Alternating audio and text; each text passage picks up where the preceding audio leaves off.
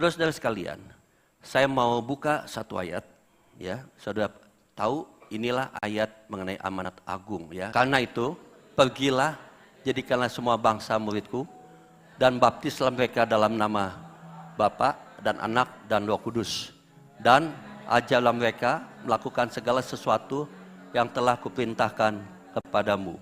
Saya mau mengingatkan kembali, kenapa adanya GSJA BICC. GSJA BICC itu punya tugas, katakan tugas. GSJA BICC punya tugas, punya mandat dari Tuhan.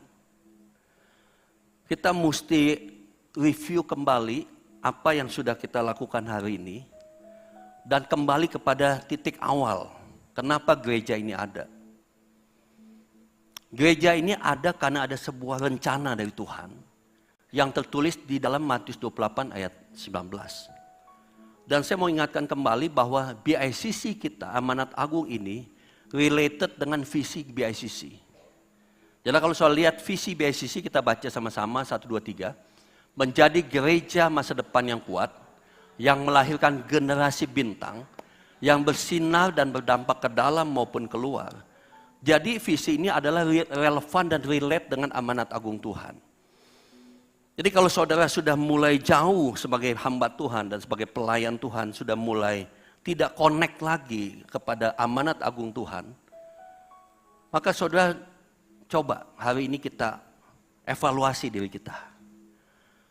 Apa dasar sebuah pelayanan kita di gereja ini? Saudara mesti memahami, ya,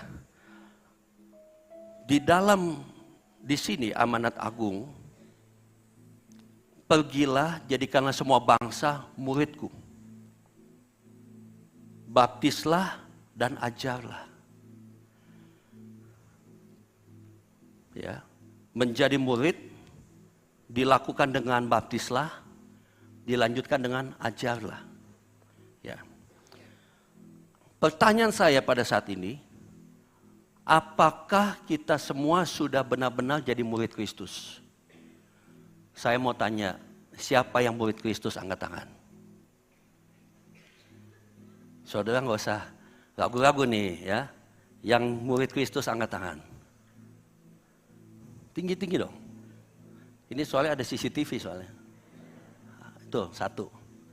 Nanti di YouTube saya lihat siapa yang angkat tangan dan yang tidak. Kalau yang tidak, berarti dia bukan murid Kristus. Atau enggak mengaku bahwa dia adalah murid Kristus. Sekali lagi angkat tangan, siapa yang murid Kristus? Oke, puji Tuhan. Seandainya memang benar saudara adalah murid Kristus, apakah saudara sudah hidup sebagai murid Kristus? Apakah saudara sudah melayani sebagai murid Kristus? Apakah saudara sudah berpikir seperti murid Kristus? Apakah saudara berkata-kata seperti murid Kristus? Bersikap, berespon, berpikir, dan berkata-kata. Zaman sekarang berketik-ketik, karena kita sekarang banyak lewat chatting. Seandainya benar saudara adalah murid Kristus, apakah saudara sudah benar hidupnya seperti murid Kristus? Apakah saudara sudah melayani seperti murid Kristus? Berkata-kata, bersikap, respon, menjawab ketika ada tekanan, ketika ada hal yang tidak nyaman. Apakah respon sudah sebagai murid Kristus? Jangan-jangan kita adalah murid Kristus, tapi dalam sikap, tindakan, perbuatan, dan perkataan kita jauh banget dari apa yang Tuhan katakan. Di sini dikatakan baptis. Saudara sudah dibaptis. Mungkin ada yang belum, tapi sebagian besar saya yakin sudah dibaptis. Tapi di sini juga ada ajarlah. Jadi ternyata ada kata ajarlah.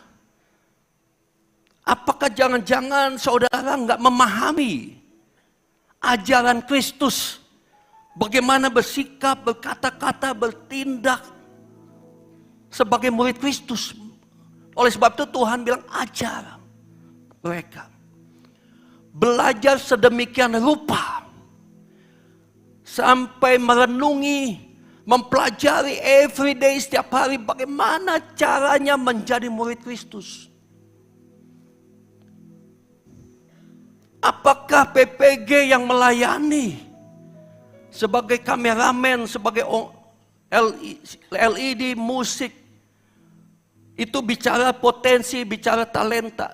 Tapi apakah PPG memahami benar-benar bagaimana berkata sebagai murid, bagaimana berpikir sebagai murid, bagaimana bersikap sebagai murid? Apakah PPG benar-benar memahami?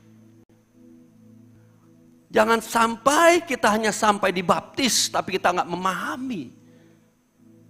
Atau kita memahami setengah-setengah. Kalau kita beli mobil,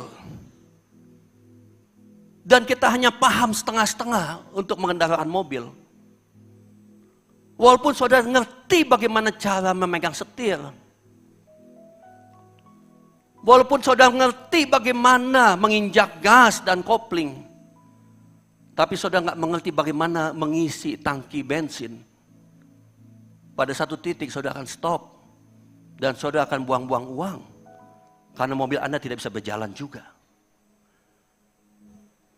Memahami sesuatu harus sepenuhnya memahami. Oleh sebab itu Tuhan berkata, renungilah Taurat Tuhan siang malam. Sungguh-sungguh sedemikian rupa. Sehingga Paulus berkata yang sangat luar biasa kalimatnya. Segalanya kuanggap sebagai sampah demi pengenalanku akan Tuhan. Jadi bicara PPG bukan sekedar pelayanan. Pertanyaannya, sudahkah jadi murid Kristus? Di bawahnya Paulus ada Salomo. Salomo berkata, kalau kau mau mengejarnya, kejarlah seperti mengejar harta terpendam, emas, perak, kekayaan. Kejarlah hikmat itu. Baik, kita sebutnya namanya hikmat plus. Salomo bilang, kejarlah seperti mengejar harta kekayaan. Maka engkau akan mendapat hikmat yang luar biasa dari Tuhan. Kalau kita mau jadi murid tapi kita nggak belajar sungguh-sungguh. Kita hanya belajar setengah-setengah. Dan maaf, kita hanya baca snack saja yang hanya 3 ayat. Dan that's good. At least saudara baca Alkitab. Sementara banyak sekali ajaran Yesus yang mengajar saya menjadi murid. Dan saya yakin pengajaran gak pernah stop sampai saya dipanggil Tuhan. Terus belajar sebagai murid. Paulus dan Salomo menemukan rahasia. Kita mesti menomorduakan yang lain, tapi mengutamakan satu materi. Bagaimana saya bisa memahami ajaran Tuhan, itu nomor 1. Memahami, baru bisa jadi murid Bapak Ibu. Selama kita hanya kunjungan ke gereja, hanya ikut home cell, tapi kita tidak mempelajari dengan sungguh-sungguh. It's good kita punya titik yang baik, kita punya komunitas, that's good. Tapi benar Bapak Ibu, untuk benar-benar menjadi murid Bapak Ibu mesti bagaimana bersikap, bagaimana berkata-kata, bagaimana merespon dunia dengan ajaran yang begitu banyak. Pegangan kita hanya firman Tuhan. Bagaimana kita bisa menghadapi iblis yang mau menipu, sementara iblis selalu berkata pada Yesus, ada tertulis, lalu Yesus juga menjawab, ada tertulis. Karena iblis juga tahu isi Alkitab. Dengan mudah dia bisa membelokkan Bapak Ibu sekalian.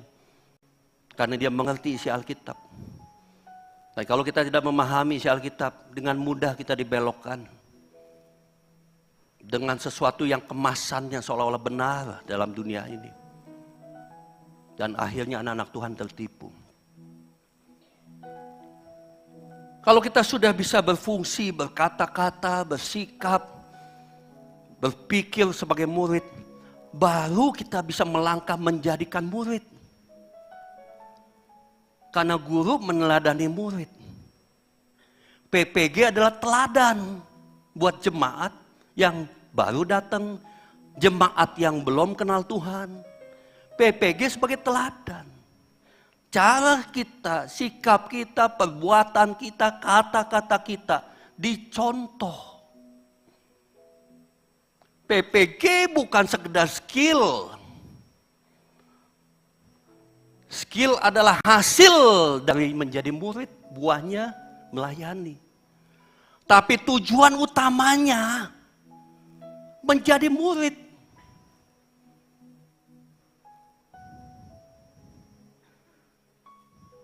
Menjadi murid adalah tujuan utama, aktivitas pelayanan adalah buahnya, hasilnya, bukan tujuan utamanya.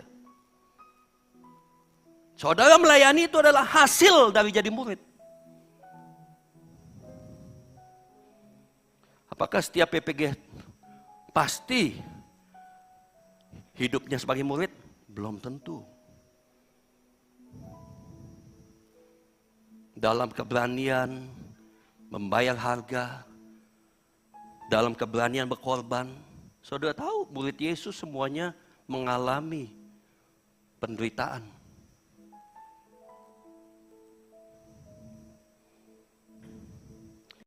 Sekalipun kita sudah aktif di dalam sebuah pekerjaan pelayanan di sebuah gereja, apakah menjamin karakter kita, perilaku kita seorang murid? Terlalu banyak ayat-ayat di Alkitab yang menggambarkan orang yang dipilih Tuhan, orang yang melayani Tuhan, tapi akhirnya melakukan hal yang tidak benar di mata Tuhan.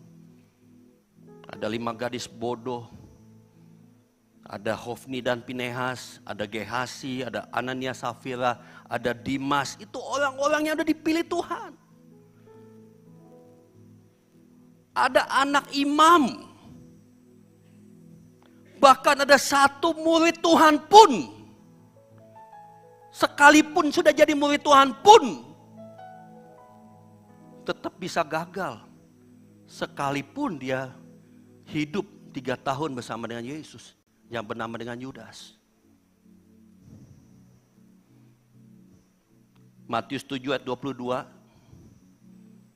Pada hari terakhir, banyak orang akan berseru padaku, Tuhan, Tuhan. Perhatikan baik-baik. Bukankah kami bernubuat demi namamu? Siapa yang bernubuat? Anak Tuhan, orang gereja. Bukankah kami mengusir setan demi namamu? Siapa yang mengusir setan? Anak Tuhan juga. Bukankah kami banyak menandakan mujizat demi namamu? Anak Tuhan juga. Itu semua karunia. Itu semua talenta. Karunia yang diberikan Tuhan. Tapi Tuhan jawab bilang gini. Di ayat 28, perhatikan baik-baik. Pada waktu itulah aku akan berterus terang kepada mereka dan berkata, aku tidak pernah mengenal kamu. Enyahlah daripadaku kamu sekalian pembuat kejahatan. Tuhan lihat apa? Sikap.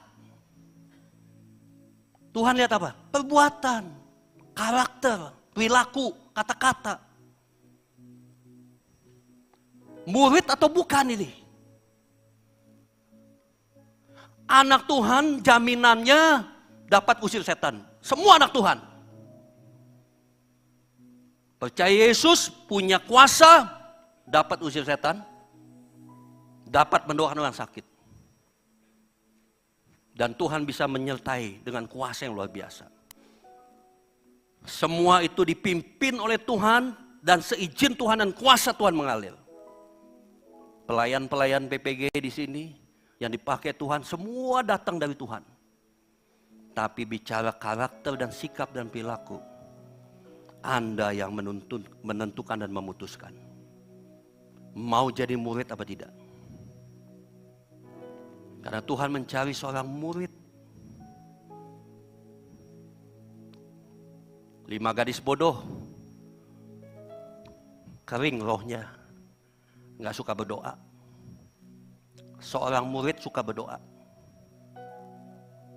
Nggak ada kedisiplinan pribadi. Area kegagalannya tidak punya kedisiplinan pribadi. Minyaknya habis. Hidup dalam rutinitas tanpa kedalaman. Kekristenan hanya rutinitas, tapi tidak mendalami dalam-dalam. 5 gadis bodoh. Area-area yang dia lemah. Kekeringan roh, apinya padam. Siapa di sini PPG yang apinya sudah padam? Seorang murid, dia suka berdoa. Kok nggak ada amin ya? Seorang murid, dia suka doa puasa. Karena Yesus pun puasa. Esther puasa, Daniel puasa. Alkitab memberikan contoh. Hamba-hamba Tuhan hebat mengandalkan Tuhan. Hamba-hamba Tuhan luar biasa mengandalkan Tuhan. Murid yang melayani bersama-sama dengan 5 gadis yang bijaksana. 10 gadis. Kenapa ada 5 yang gagal? Karena apinya padam. Seorang murid, saking cintanya sama Tuhan, dia mau selalu dekat sama Tuhan. Bagaimana dengan saudara? Saudara masih mau dekat sama Tuhan? Saudara sibuk dengan pelayanan, tapi saudara tidak pernah mau datang berdoa? Minimum seminggu sekali di menara doa. Dan saudara di rumah everyday setiap hari berdoa. Saudara hitung-hitungan waktu. Seorang murid mengejar hubungan dengan Tuhan. Tidak perlu dipaksa. Karena bagi dia, raja di atas segala raja, dialah Tuhan. Dia adalah guruku yang aku harus ikuti. Seorang murid tidak perlu diminta-minta. Karena itu sebuah naluri, sebuah gaya hidup penyembahan. Makanya kenapa disebut bodoh. Seorang anak Tuhan atau hamba Tuhan yang tidak mencari Tuhan, julukannya adalah bodoh. Menghindar dari namanya hubungan sama Tuhan. Yudas Iskariot, area kegagalannya di mana? Integritas hati, kemurnian dan kejujuran. Motivasi yang salah. Melayani motivasinya apa? Apa motivasi saudara melayani?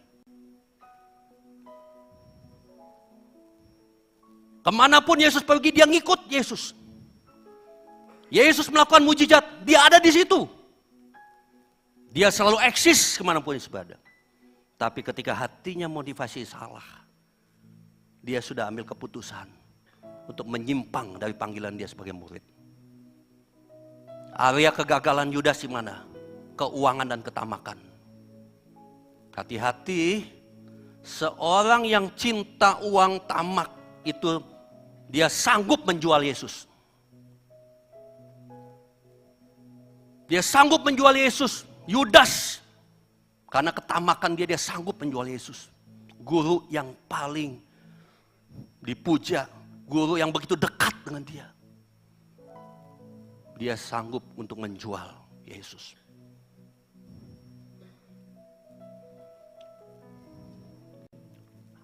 Masalahnya dia menggunakan posisi untuk keuntungan pribadi. Tuhan menilai saudara, posisi Anda untuk keuntungan siapa? Apapun dan dimanapun saudara ditempatkan, saudara hanya bisa berkata Kolose 3:23, semua untuk kemuliaan Tuhan. Bukan untuk dipertahankan. Bukan untuk dijaga, tapi semua diberikan Tuhan untuk kemuliaan nama Tuhan.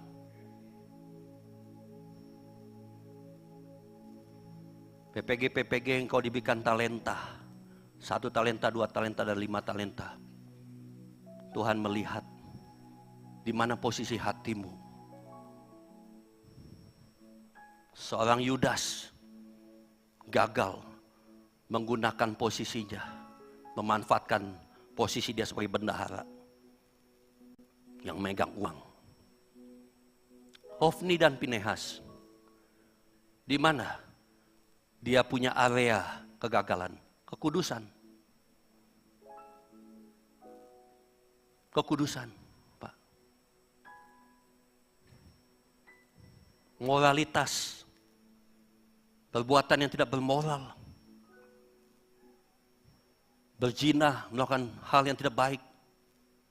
Melanggar kekudusan bait Allah. Hofni Pinehas anak imam. Tidak menjaga kekudusan. Saudara adalah imam Allah. Semua yang ada di sini adalah imam Allah. Diangkat menjadi imam Allah. Saudara mesti pegang baik-baik kekudusan itu. Jangan digadaikan posisi jabatanmu sebagai murid Tuhan, sebagai imam Allah. Dan melanggar kekudusan. Panggung inilah panggung yang kudus. Kursi inilah kursi yang kudus. Semua area gereja ini adalah area yang kudus. Bahkan tubuhmu adalah bait Allah yang kudus. Rumahmu adalah rumah yang kudus. Sudah perlu jaga yang namanya kekudusan. Gehasi, area kegagalan di mana? Tetamakan integritas hati. Uang lagi, uang lagi, uang lagi. Berani melanggar suatu kebenaran karena uang. Berani mengabaikan panggilan dia sebagai hamba Elisa yang siap-siap menggantikan Elisa yang penuh dengan pengurapan Roh Kudus, kuasa Allah. Tapi karena ketamakan akan cinta uang, dia menggadaikan dan akhir hidupnya selesai. Gehasi. Dia mencari celah keuntungan di balik kesuksesan orang lain. Anania Safira. Di mana area kegagalannya? Integritas hati. Gengsi status sosial. Haus pengakuan namun tidak jujur dengan pengorbanan. Berapa banyak yang perlu diakui, selalu ingin dipuji, selalu ingin dihargai. Berapa banyak PPG yang selalu mengejar untuk selalu dapat penghargaan. Selalu ingin dapat pujian.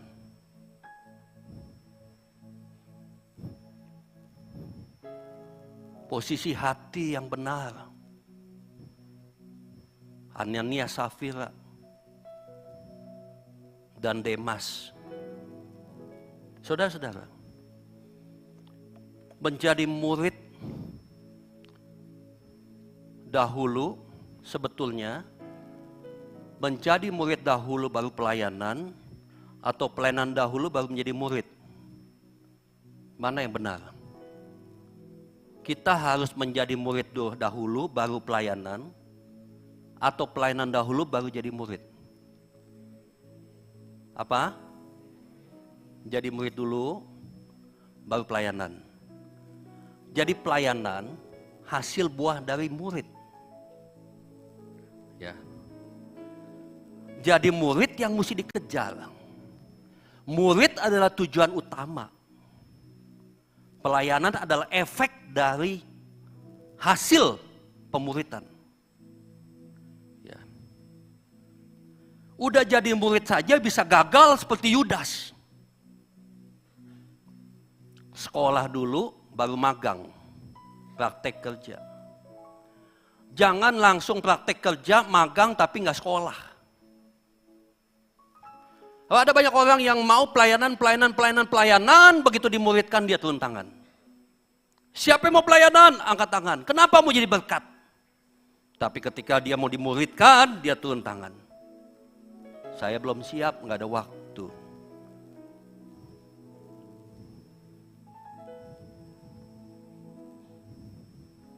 Latihan badminton dahulu atau baru bertanding atau bertanding dulu baru latihan badminton? Pinter semua. Anak Pak Weli kemarin juara biliar. Saya mengikuti ya Pak Weli ya. Karena saya dulu suka biliar juga. Sebagai murid Bapak Ibu sekalian, apakah kita sudah memperlengkapi diri kita dengan ajaran Kristus sedemikian rupa? Sebagai murid, apakah kita sudah menjadi Maria daripada sekedar jadi Marta? Sebagai murid, apakah kita sudah jadi penyembah yang benar dalam roh dan kebenaran? Dalam roh dan kebenaran. Dalam roh artinya roh kita connect sama Tuhan. Dalam kebenaran artinya otak kita connect sama firman Tuhan. Apakah roh sama otak kita connect sama Tuhan dan firman-Nya, itulah jadi penyembah yang benar dalam roh dan kebenaran. Apakah kita konsisten menyangkal diri kita? I'm nothing Tuhan. Konsisten mengakui Tuhan hebat, saya tidak sanggup. Apakah konsisten mengakuinya? Sehingga kita tidak jadi sombong. Ketika kita dinasehati, ketika kita ditegur, kita merasa tersinggung. Apakah kita tahu bahwa Tuhan bisa pakai siapa saja untuk menajamkan saya? Tuhan bisa pakai siapa saja untuk menajamkan saudara. Sampai mengiris-ngiris di hati saudara. Sampai saudara bertobat. Sampai saudara mengaku kesalahan saudara. Peningkatan hanya terjadi ketika ada satu pertobatan dalam hati kita.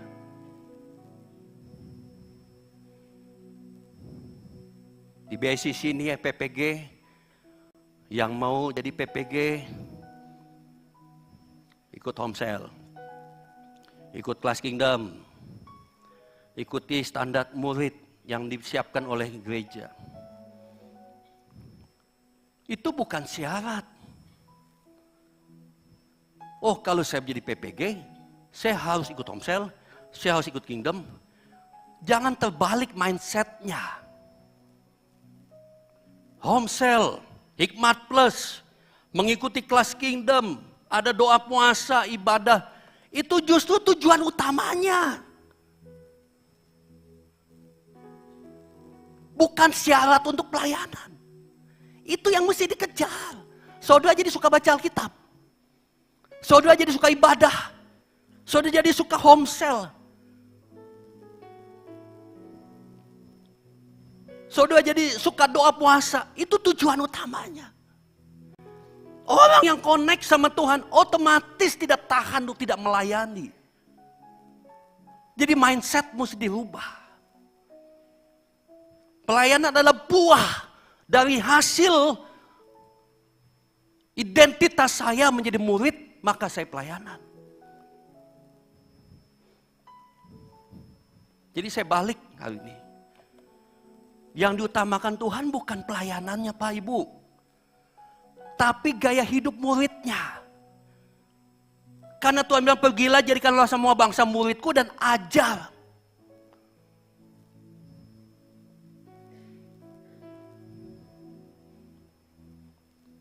Dibutuhkan telinga murid.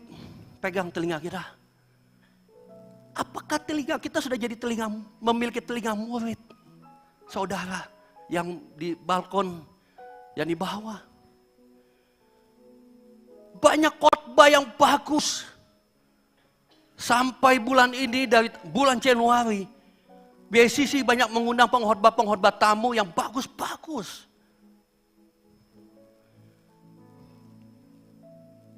Ada jemaat bilang, Pak ini khotbahnya bagus. Saya setuju, saya diberkati dengan khotbah-khotbah yang bagus. Firman yang luar biasa, yang berkuasa. Setiap minggu kita dengar di sini. Tapi pertanyaannya, apakah kita sudah punya telinga murid? Apakah kita sudah belajar untuk menangkap pesan firman Tuhan? Apakah kita sudah mencatat, mendengarkan, dan mencoba merenungi apa yang disampaikan? Dan di dalam hati Tuhan, saya mau melakukan firman Tuhan itu. Itu butuh telinga murid yang mau mendengar dan mencoba melakukan firman Tuhan. Tapi ada banyak sekali dari saya, kita semua, jemaat-jemaat, dia menikmati khotbah yang bagus, dia menikmati kesaksian-kesaksian hebat. Dia menikmati luar biasanya kedalaman pengetahuan si pengkhotbah.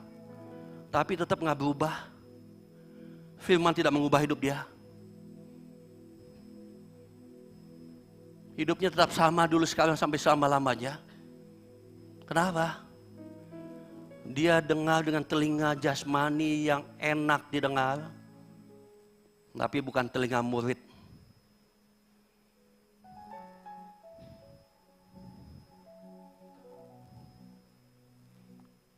Matius 7 ayat 24. Setiap orang yang mendengar perkataanku dan melakukannya, ia sama dengan orang yang bijaksana yang mendirikan rumahnya di atas batu. Kemudian turunlah hujan dan datanglah banjir, lalu angin melanda rumah itu. Tetapi rumah itu tidak rubuh sebab didirikan di atas batu. Apa yang menentukan rumah dibangun di atas batu? Ketika ada badai topan datang, rumah itu tidak roboh. Orang yang mendengar firman Tuhan dan melakukan firman Tuhan. Jadi bukan seberapa banyak engkau mendengar khotbah, tapi seberapa banyak kau melakukan firman. Itulah seorang murid. Kunci murid.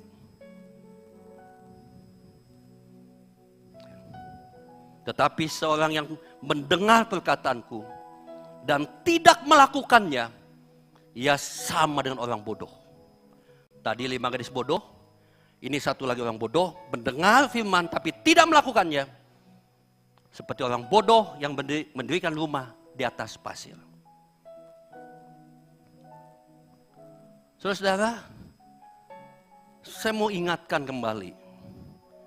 BICC itu fokus pada diri pribadi kita, PPG. Sebagai tujuan investasi terbesar gereja yang perlu dibentuk dirimu.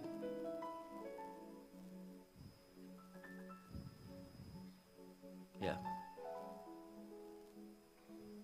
Sehingga pada saat-saat nanti fungsi murid memancar keluar dari gereja ini. Bukan hanya di dalam, tapi keluar. Katakan amin. Gereja masa depan yang kuat adalah murid yang tangguh. Lalu generasi bintang yang bersinar, yaitu murid yang berdampak. Lalu pelayanan ke jiwa-jiwa excellent karena efek dari 2 pelayanan sebelumnya yang juga excellent.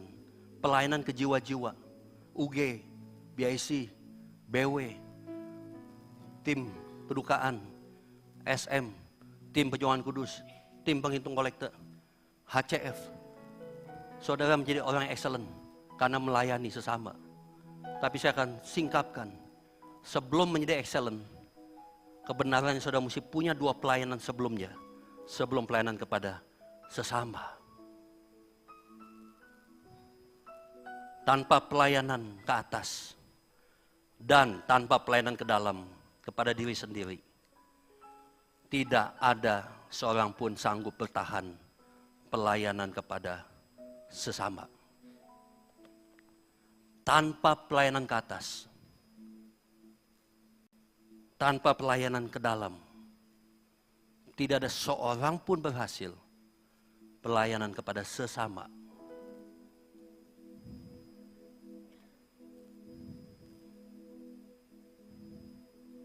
Apa itu? 2 pelayanan seharusnya saudara miliki sebelum pelayanan kepada sesama. Hari ini saya kasih tahu yang kita lakukan hari ini pelayanan kepada sesama. 1, sesama seiman kita. UG, PPG, BIC, BW, pelayanan sesama. Tapi ada 2 pelayanan sebelumnya di mana investasi terbesar di gereja. Kita baca Matius 22 ayat 37, baca sama-sama 1, 2, 3. Jawab Yesus padanya, kasihilah Tuhan Allahmu dengan segenap hatimu, dan dengan segenap jiwamu, dan dengan segenap akal budimu. Itulah hukum yang pertama. Dan hukum yang kedua yang sama dengan itu ialah, kasihilah sesamamu seperti dirimu sendiri.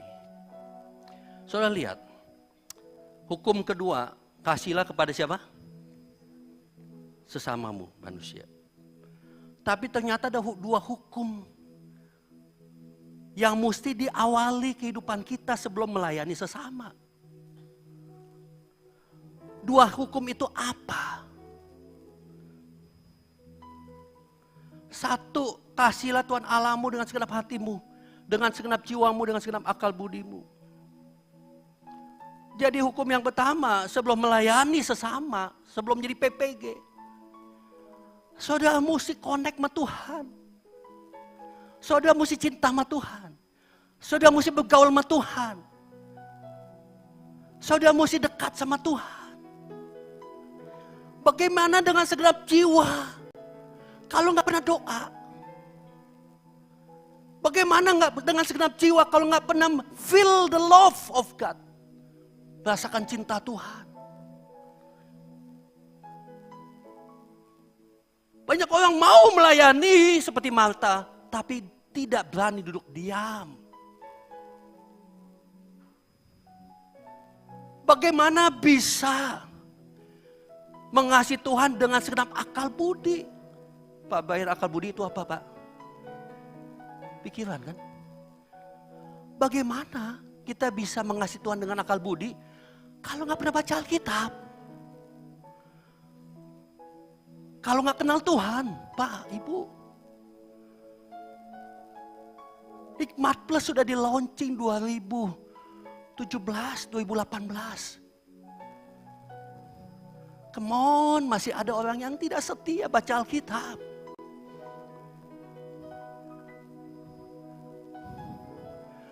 Jadi mengasihi pada sesama, itu pelayanan yang kita lakukan hari ini. Itu mesti diawali dengan kasih pada Tuhan, pelayanan pada Tuhan, duduk diam. Connect sama Tuhan. Karena nggak bisa segenap hati, segenap jiwa, segenap akal budi, karena kalau nggak ngerti Tuhan, kalau nggak memahami Tuhan, kalau nggak pernah duduk diam bersama Tuhan, nggak mungkin.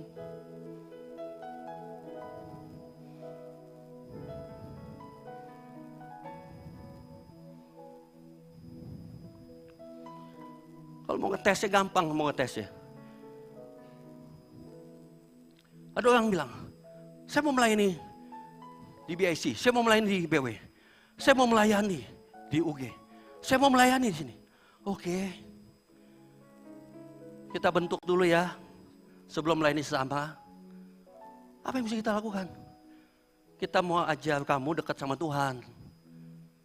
Kamu minimum datang, doa puasa. Kamu gabung sama home cell. Kamu lakukan ibadah. Wah, saya nggak bisa, saya nggak ada waktu. Mudah mengetesnya, mudah sekali. Seorang yang benar-benar mengasihi sesama, itu terbentuk ketika dia benar-benar mengasihi Tuhan. Kalau dia tidak punya dasar mengasihi Tuhan yang kuat, pasti pelayanannya nggak maksimal. Pasti dikit-dikit ada masalah. Pasti dikit-dikit lapor. Pasti dikit-dikit ada konflik. Pasti dikit-dikit membuat pemimpin, aduh mesti cari pengganti lagi. Mesti cari pengganti lagi. Gereja tidak bisa menjalankan sebuah pelayanan dengan maksimal tanpa menghasilkan murid dahulu.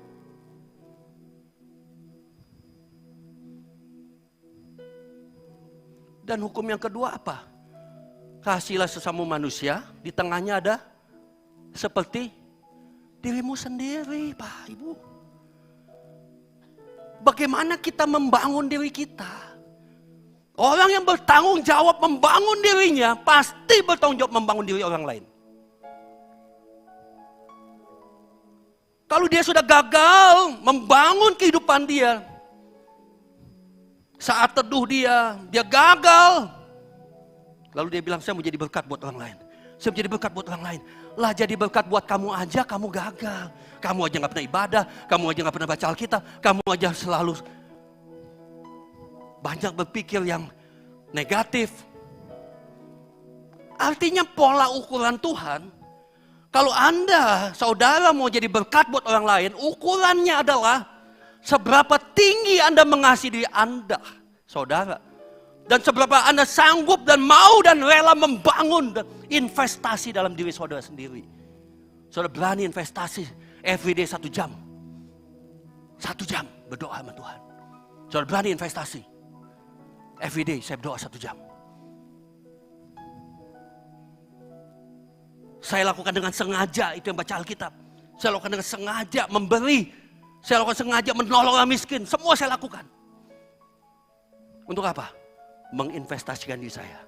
Supaya saya punya bobot, supaya saya punya kualitas untuk jadi berkat buat orang lain.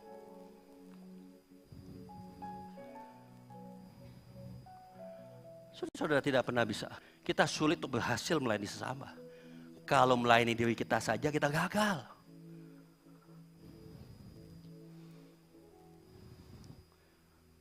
Kita baca sama-sama kalimat ini. 1, 2, 3. Saya sulit mengubah orang lain. Tapi minimal saya bisa mengubah diri saya sendiri. Dengan mendekat pada Allah. Dan membangun jiwa dan karakter saya. Jangan coba mengubah orang lain dulu. Ubah dirimu sendiri dahulu. Kasihilah sesamamu manusia seperti dirimu. Pola ukuran standar Tuhan dirimu. Seberapa saudara bertanggung jawab mengelola dan memanajemen hidupanmu, sebegitu juga engkau bertanggung jawab memanajemen pelayananmu terhadap orang lain. Kalau orang yang tidak disiplin dalam pelayanan, otomatis dia tidak disiplin membangun diri dia, memanage diri dia. Tapi orang yang disiplin membangun diri dia, dia pasti disiplin membangun diri orang lain.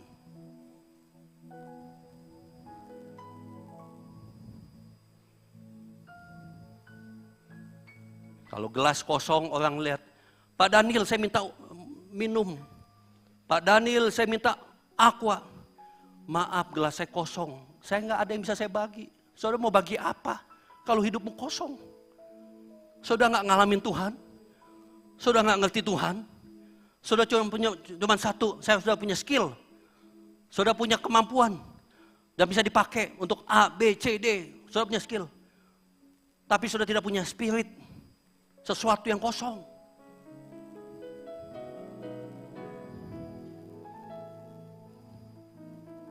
Baca sama-sama 1, 2, 3. Semakin saya egois dalam menjaga pertumbuhan karakter dan roh saya, semakin banyak kasih yang tersedia untuk saya bagikan kepada sesama. Semakin saya egois dalam menjaga karakter saya, pertumbuhan saya, roh saya, maka akan semakin banyak kasih yang saya miliki untuk bagi kepada orang lain. Stok saya makin banyak. Stok saya melimpah, melimpah dan melimpah dan melimpah untuk berbagi kepada setiap orang yang saya layani. Bahkan sampai keluarga saya pun dapat bagian dari stok yang melimpah di hati saya. Kenapa? Karena saya egois dalam menjaga pertumbuhan. Saya radikal dalam menjaga pertumbuhan saya. Saya all out, sungguh-sungguh menjaga kualitas saya, hubungan saya, sikap saya, perkataan saya, semua saya belajar dari Alkitab. Saya mengisi, menginvestasikan hidup saya sepenuhnya. Ini investasi. Seperti benih yang jatuh di tanah yang subur, maka dia akan bertumbuh dan berbuah menjadi 30, 60 sampai 100 kali lipat. Saya adalah tanah yang subur. Sehingga benih yang datang pada saya akan membuat saya berkali lipat, 30, 60 sampai 100 kali lipat. Saya memastikan itu. Kita baca sama-sama 1, 2, 3. Jika Anda ingin mengubah dunia, berhentilah mencoba mengubah orang lain dan mulailah dengan mengubah diri sendiri. Mulai ubah diri kita. 2, fokus kita. Kasihlah Tuhan dengan segenap hatimu, jiwamu, akal budimu. Artinya connect sama Tuhan. Bangun hubungan keintiman. Pancaran berkat, puji Tuhan sudah mulai menaruh doa ya. Sudah dilakukan sebulan sekali. Dan saya percaya ketika Tuhan disenangkan dengan doa-doa kita, revival akan terjadi di pancaran berkat. Kemuliaan Tuhan, berikan tepuk tangan buat Tuhan kita. Ketika ada orang yang berlutut mencari wajah Tuhan, mengasihi Tuhan dan berseru pada Tuhan, mengorbankan waktunya, tenaganya, Tuhan akan lihat orang itu sedang mengkonekkan hatinya pada Tuhan. Dan di situ Tuhan akan memperlihatkan kemuliaan dinyatakan. Fokus kedua, bangun diri kita. Amin. Saya mau mengumumkan, cuman saya lupa mengumumkan, ada 20 pembaca Hikmat Plus tertinggi. Harusnya hari ini, tahun 2025, ada 20 nama pembaca Hikmat Plus tertinggi akan diberikan hadiah oleh Gereja BICC. Dan orang nomor 1 yang membaca nomor 1 tertinggi ada di antara kita hari ini. Tidak pernah bolong baca Alkitab, Hikmat Plus, dilalap setiap hari. Siap-siap diumumkan 20 pemenang tertinggi pembaca Hikmat Plus. Hukum kedua, tidak berdiri sendiri, ia adalah cermin dari bagaimana kita memperlakukan bait Allah yang ada dalam diri kita sendiri. Menjadi gereja masa depan yang kuat, berbicara kita, katakan saya, gereja yang kuat bukan acaranya hebat, bukan skillfulnya tim media, bukan keahlian sound system, tetapi dari orang-orangnya, yaitu apa? Rohnya. Gereja mau kuat, masa depan kuat, bangun rohnya. Roma 12 ayat 11, janganlah hendaknya kerajinanmu kendor, biarlah rohmu menyala-nyala. Dan sebelum melayani apa? Roh dulu menyala-nyala. Menjadi gereja masa depan yang kuat, berbicara apa? Mentalitas. Sudahkah kita benar-benar bermentalitas anak raja? Berbicara dengan integritas. Setelah itu mesin memproduksi kasih kepada sesama yang bekerja maksimal secara otomatis. Kasih, berproduksi tanpa dipaksa. Semua mengalir otomatis. Kasih gue keluar. Kasih gue keluar otomatis. Ketika apa? Ketika kita membangun diri kita. Kita membangun mesin produksi kita. Hatimu nih mesin produksi. Tuhan bilang, jagalah dengan sepenuh hati. Hatimu adalah terpancar kehidupan. Ini sumbernya. Sini. Mesti dekat sama Tuhan. Mesti baca firman. Mesti berkomunitas. Jadi investasi terbesar 2. Di dalam connect sama Tuhan. Dan apakah sudah membangun diri kita. Bulan Mei ada satu tugas yang Tuhan berikan pada saya. Bawa PPG ini. Kumpul sama-sama. Bawa PPG BICC kumpul sama-sama. Only one day. Persiapkan 2026-2027. Bawa PPG ini berkumpul sama-sama. Only one day, one night. Dari segala kesibukan apapun, berani menginvestasikan gereja ini untuk berkumpul satu malam. Ketika kita sudah menetapkan tahun ini. Itu apa, saudara-saudara? Retreat. Bagian dari proses pembentukan murid di BICC. Kapan kita bisa sama-sama kumpul? Kapan kita sama-sama menyingkir? Bersama-sama kumpul dengan keluarga kita. Kapan kita sama-sama merendahkan diri bersama, mau dipertajam dan ditata ulang pondasi kita. Pelayanan sudah begitu banyak dan luar biasa. Tapi kapan Saudara punya waktu. Kapan saudara bisa merendahkan diri, mau sama-sama kumpul dengan your family, dengan keluargamu. Dari harga 675.000, gereja sudah memutuskan untuk investasi. Menutup kos dengan hanya bayar 250. 60% Pak, gereja subsidi. Seharusnya jemaat atau PPG yang memberikan persembahan untuk gereja. Supaya ada biaya yang bisa ditangani, semua bisa ditangani. Tapi gereja ambil dana. Untuk apa? Untuk mendanai PPG, untuk saya ikut retreat. 60% disubsidi. Bayangin Pak, kita pilih hotel the best. Di Ancol Pak. Siapa sih yang gak mau ke Ancol? Membangun kebersamaan keluarga. Ada orang bilang, saya gak mau ikut, saya mau katakan, apakah tidak bisa kita sama-sama membangun investasi bersama untuk gereja ini? Untuk membangun gereja ini masa depan. Untuk menyingkir satu malam saja, bersama-sama. Menjadi seorang murid yang mau belajar, duduk diam, diperlengkapi dalam retreat. Dan kita sudah undang pembicara yang baik. Yang saudara pasti tahu kalau saya sebut, saya tidak sebut dulu namanya. Sangka saya promosi lagi. Saudara, saya udah survei dengan Pak Brian, Pak Luan Nyukcing. Saya bilang ini kamar bagus amat.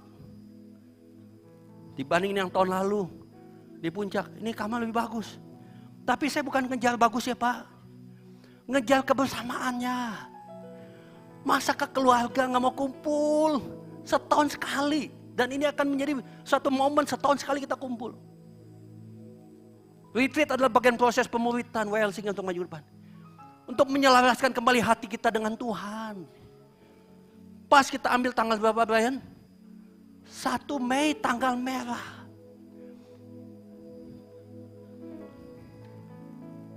Kalau saudara bilang saya udah telanjur beli tiket, ya sudah. Kecuali saudara punya iman, saudara batalkan tiketnya dan saudara bilang, gue ganti hari. Tapi saudara, please.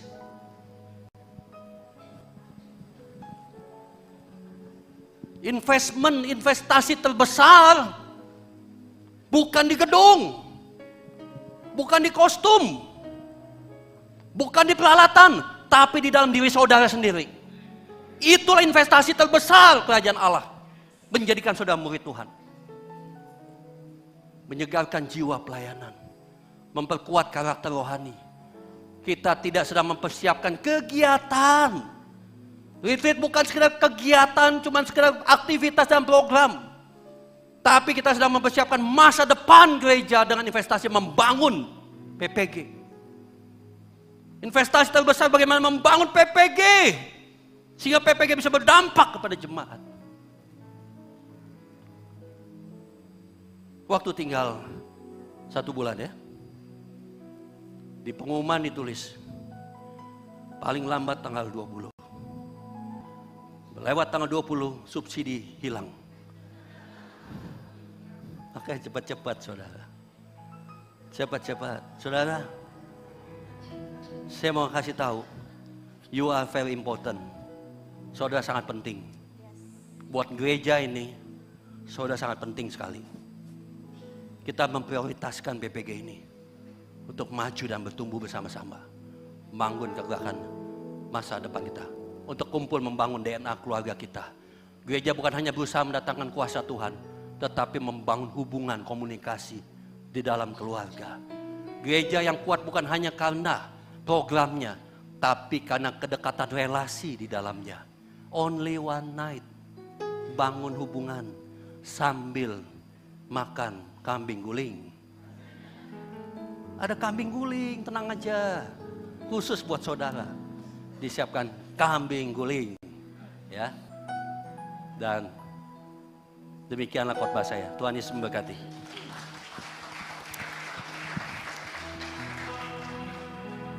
Dewi salam main. Haleluya Yesus.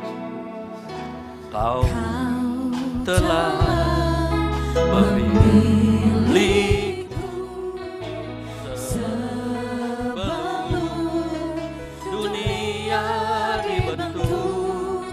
betapa aku bersyukur padamu, ya Tuhan Allahku. Kau telah memanggilku sebagai alat kerjaanmu. Betapa aku bersyukur padamu atas perbuatanmu. Jadikan aku bait suci-Mu yang kudus dan yang tiada bercela. Jadikan aku mezbah doa-Mu bagi keselamatan bangsaku.